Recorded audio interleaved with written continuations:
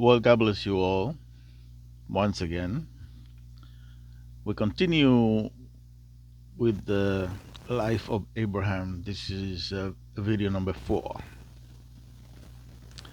I want you to notice that Lot pitched his tent facing Sodom.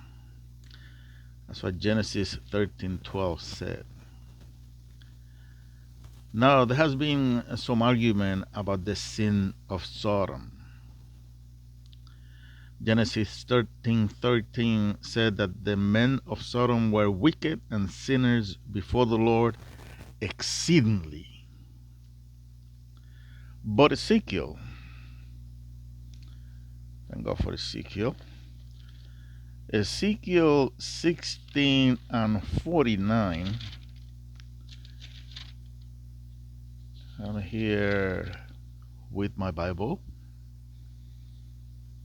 sharing the old-fashioned way with a literal Bible. I have this Bible for 40 years. I still read the Bible. I don't get tired of it. 40 years, the same Bible. I don't turn my Bible for nothing. I do not have a Bible in my phone. I don't have to plug this one in. I have to be plugged into it. The light that comes from it doesn't affect my eyes, but it does affect my spirit and enlighten my soul. Praise God for that.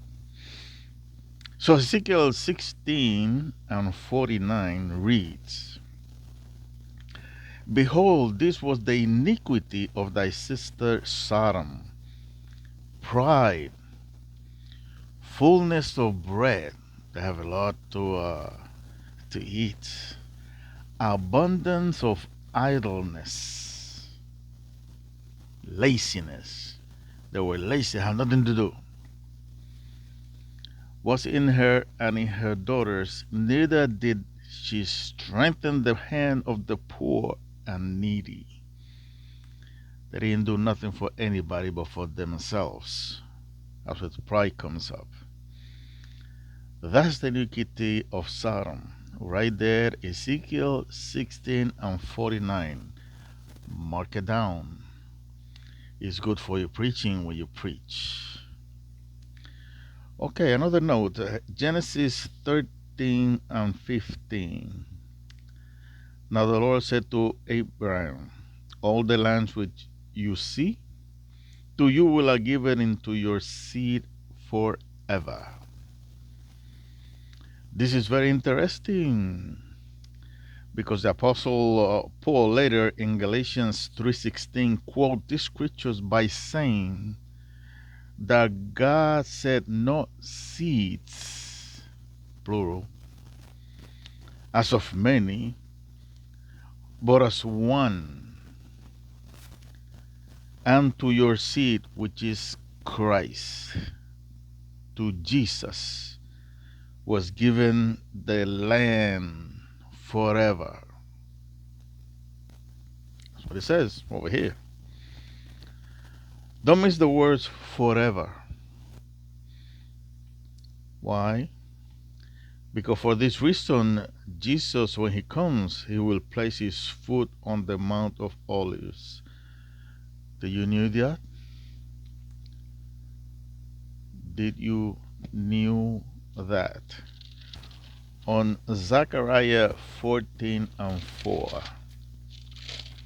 14 and 4.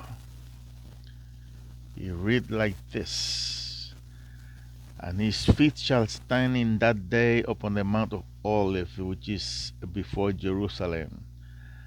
And on the east, and on the Mount of Olives shall cleave in the midst thereof, toward the east and toward the west. In other words, he's going to put his foot on the Mount of Olives, and it's going to split right in two and create a valley.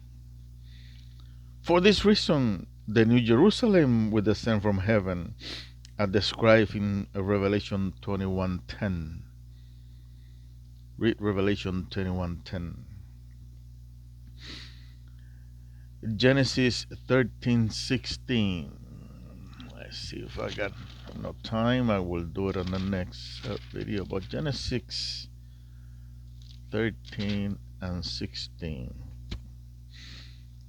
I will stop here and continue on the next video. Thank you very much. It's getting interesting.